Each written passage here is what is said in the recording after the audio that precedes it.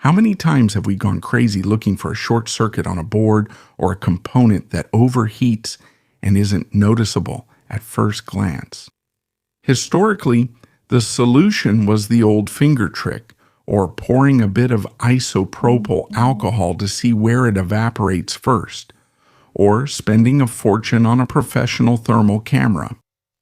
Today we're going to take a look at this little device that my friends at F-Nursey sent me. It's the TDM 120p, a rather unique hybrid. On one hand, it's a pocket thermal camera, and on the other, a digital multimeter with almost 20,000 counts. Is it really the ultimate tool for the electronics bench, or does it fall short?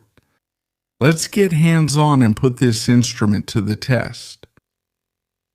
Well, the packaging is the brand's usual packaging, very nicely presented with its little case, nice colors. Well, it comes with its multimeter probes, pretty good, quite flexible. A Type-C charging cable, a micro SD card that's already inserted to save the screenshots. Physically, it feels compact. It's pocket-sized, very comfortable to take anywhere. It has a 2.8-inch LCD touchscreen that responds quite well, and physical keypad below for the main functions. This feels really solid, nothing plastic, it's metallic. It also has a screw thread at the bottom to put it on a tripod, for example. Well, let's talk about the numbers that matter. The sensor is made of vanadium oxide with an infrared resolution of 120 by 90 pixels. Well, it's obviously not cinema quality resolution, right? But, well, for looking for electronic faults or heat loss, it's pretty good. A key fact is that it runs at 25 Hertz, which means the movement on screen is pretty smooth, huh? It doesn't freeze up like those cheap 9H sensors that, well, take forever to refresh the image. It has a range that goes from -20 up to 400 degrees. A great feature for those of us who are meticulous, it allows you to adjust the emissivity.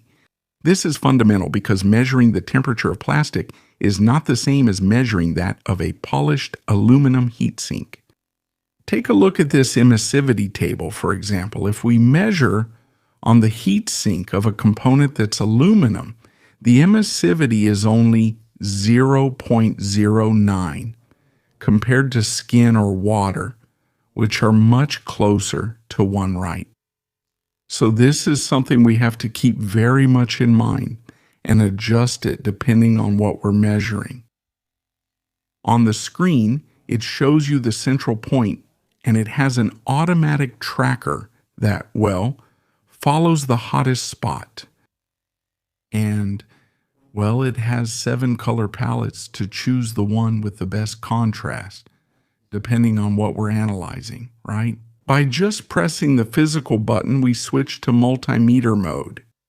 Well, here we have a true RMS multimeter with 19,999 counts. It measures DC voltage up to 1,000 volts and AC voltage up to 750. Well, an important detail that I thought I shouldn't overlook is that it doesn't measure current directly. It doesn't have ports or a fuse for measuring current. It's mainly designed for quick diagnostics of voltage, resistance, capacitance, diodes, and continuity. It doesn't measure current. The continuity test, well, it's really fast. The beep sounds instantly. It doesn't hesitate, so to speak. The interesting thing about this hybrid concept is that you can have a multimeter measuring voltage in one area, while with the camera you can watch if any component on the periphery starts dissipating more power than it should. It's a visual and electrical diagnosis at the same time. Look at this. Do you remember the 100-watt electronic variag I made a while ago? Well, take a look. I'm putting it to the test right now, and on the camera screen, you can immediately see which components are doing all the heavy work.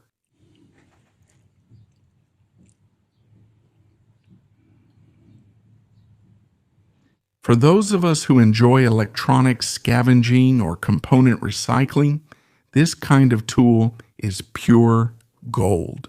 It lets you check if a recovered transistor is working under excessive stress or detect leaks in capacitors that are just starting to fail. Then, with a click, you save the photo to the memory card and transfer it to the computer, or through the USB, and your report is ready. Well, in summary, is the FNIRSI TDM 120p worth it? All right, let's go with the advantages. First, the entry-level thermal camera, for its price and 25 Hz resolution, more than delivers. Being compact and touch-operated also makes it very practical on the workbench. Well, what didn't quite convince me? Well, if you're looking for a multimeter to be the only one in your workshop, this one lacks current measurement, which will force you to use another handheld tester. It would have been great if it included that function, although I understand that because of the size, it seems they wanted to leave it out. For me, it's an excellent complementary diagnostic tool. As always, well, I'll leave the links in the description in case you want to check the prices. It's not an excessive cost, it's actually quite affordable. And, well, right there in the same place, there you'll find all the technical details. If you like the video, you know what to do.